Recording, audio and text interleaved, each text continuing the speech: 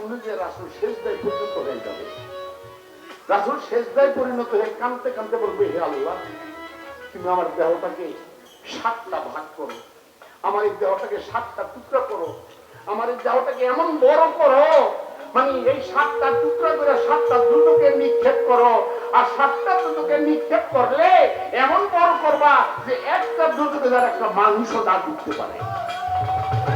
কি আল্লাহ, আমাকে বড় করো, আমার দেহটা বড় করো, মানে একটা টুকরা একটা দুটোকে ফেললে আর যে কোনো মানুষ দুটোকে না যেতে পারে।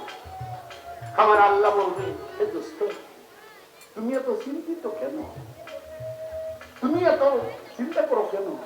মুহাম্মদী দলের উম্মত কোনদিন দুটোকে যাবে না।